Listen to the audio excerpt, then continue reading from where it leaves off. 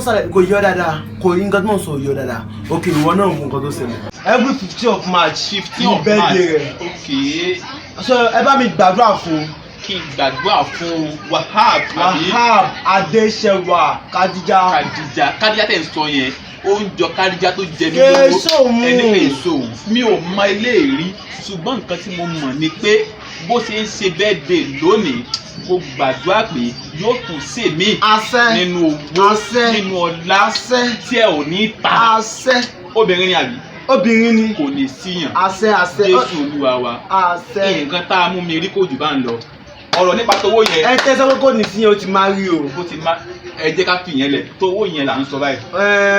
Tówó yẹn owó tí mo rí níwájú yín pọ̀ gan o owó tí mo rí níwájú yín pọ̀ gan. gbogbo owó tó ń bẹ lọ́wọ́ mi kò lè ju 8,000 lọ. ẹ kó wa náà ẹ kó wa náà ẹ sẹ́ẹ̀rí owó yẹn ti pàtàkì torí pé èmi kan fẹ́ kẹ́ ẹ lówó so ẹ ní láti lọ wá owó tó tún kù ẹ ní láti wá wá.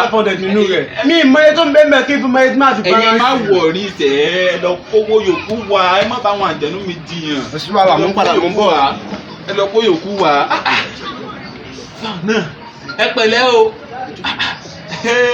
pàdé ẹ̀ báwo ni ọmọ ayé ó dẹ̀ mọ̀ rí o. Maga don pay o Maga don pay. Maga ti sanwó. Ó ti sanwó wọn. tó bá ti wá sọ́dọ̀ ẹ jẹ́ kó kún sọ́dọ̀ tèmi náà. Wọ́n bí yẹ̀ dáa. Àjẹkẹ́ mi náà lábẹ́. Owó mi tó ń bọ̀. Owó yìí pọ̀. Ó gbọ́dọ̀ pọ̀ owó rẹ̀ sórí lálẹ́ yìí. A gbọ́dọ̀ lọ pump champagne. Agbọ́dọ̀ kan mọ̀ pé orí wa wà ń ta. Arúgbó tí mo kàn sí bí èmi ti mọ orú arúgbó lẹ́yìn. Tá tó lọ sí ibi champagne. Kí ni kọ́kọ́ fèmí ń tọ́jú náà. ṣe wo ń bẹ̀ àlàyé wá ọ jẹ́ kó máa yí ọ kí ni ó yẹ kó yí ẹ pé tábàdé ká play role ti bàbá àgbàlagbà ó yẹ kó yí ọ pé a lè play. ọ̀rẹ́ ni wà náà kí ló ti yẹn náà ẹjọ́ tó rí wá ṣe yẹn náà. àlàyé wá ọ wá ṣe yẹn.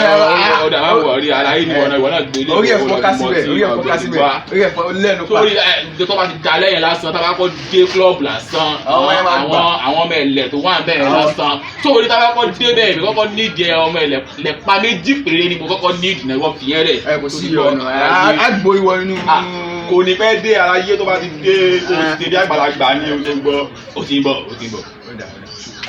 ìtí mo wá sọ fún ọ lọ ni pé ìwọ náà o ní láti lọ wá o ti dé. mo ti dé. sẹ́yìn ìgbà tí mo tẹ lọ lójú ọ̀nà kọ́ọ̀kan tẹ kọ́kọ́ wọlé. Àkànjí Zainab ni òun náà ṣe bẹ́ẹ̀ lọ́dún 15 ni o 15th of March. lòun náà fẹ́ ti bẹ́ẹ̀ dé. ṣùgbọ́n kì í ṣe nǹkan tí mo bá wá nù. sẹ́yìn pé mo kọ́ sọ fún pé Wahab Kadija Adéṣẹwà ṣe bẹ́ẹ̀ dé. Àkànjí Zainab náà tún pé mi bóun ṣe bẹ́ẹ̀ dé ní ọdún 15 March 2021 òní yìí náà kì í wá sí nǹkan tí mo bá wá nù. owó tí mo kó wá fún yín owó tí mo kó fún yín ní sẹ́kọ̀ wá kó lẹ́nà. ẹ kówó kan fún mi. owó tí mo kó fún yín ní sẹ́kọ̀ lẹ̀. ẹ sì tún parọ́ nílé ifá.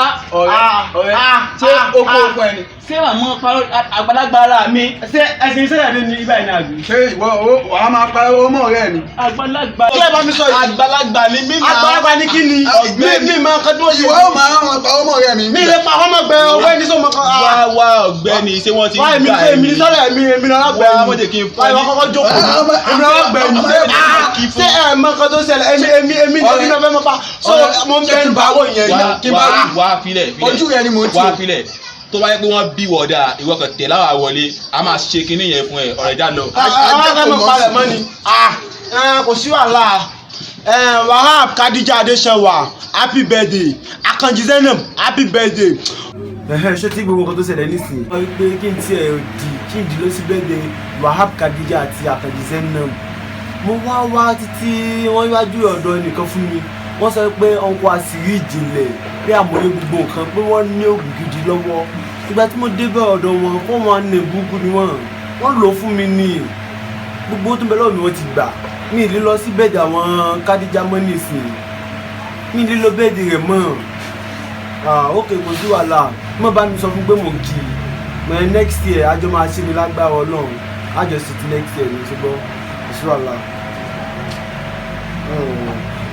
Wahab Kadija ìwọ náà ti gbogbo nǹkan tó ṣẹlẹ̀ mi nílé wá sí bẹ́ẹ̀dì rẹ̀ mọ́ ṣùgbọ́n happy birthday once again.